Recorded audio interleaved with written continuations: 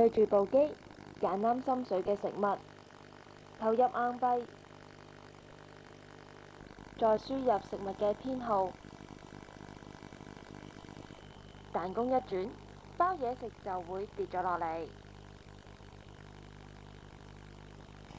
同普通嘅汽水自動售賣機唔同嘅係，可以睇住包食物跌落嚟，感覺就係唔同。若果入咗錢之後，部機冇反應，又冇食物跌出嚟，咁點算好呢？如果譬如正常嚟講咧，你入咗錢啦，咁然後買一件貨，咁件貨咧就會轉一個圈，就件貨就會跌出嚟嘅。咁但係如果佢轉一個圈，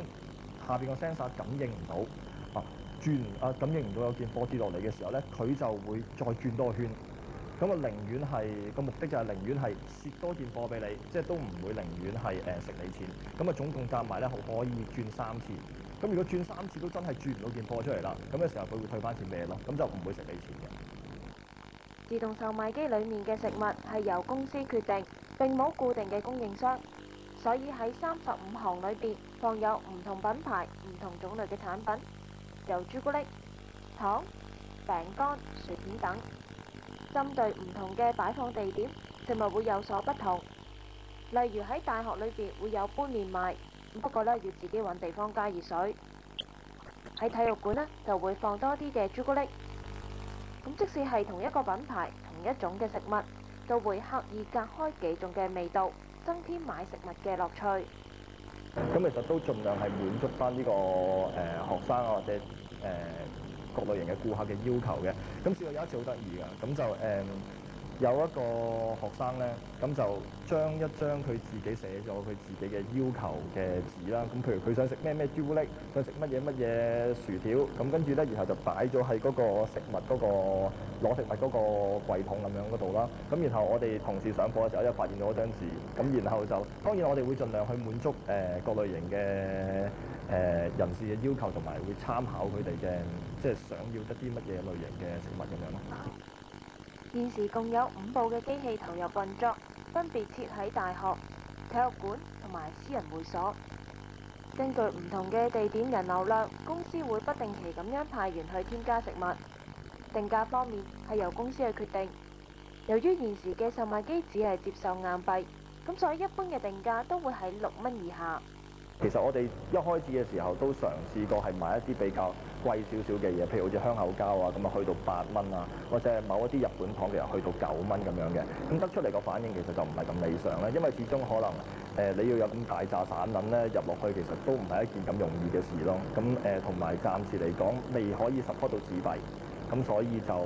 暫時嚟講就控制喺嗰個價錢係喺呢個盡量喺6蚊以下咯。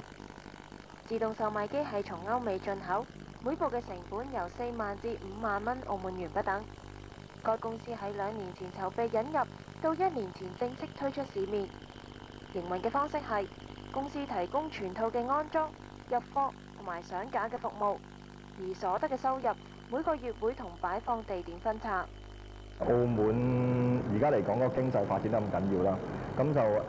對嗰個人力嘅需求啊，同埋對嗰個人嘅成本其實不斷喺度上漲緊嘅。咁而自動販賣機嘅引入咧，就正好可以彌補咗呢個空缺咯。咁就可以令到嗰個人嘅成本咧係降低翻，咁就用機器嚟取代嗰個人咁嘅情況咯。咁就同埋可以節省資源啊，同埋令到嗰個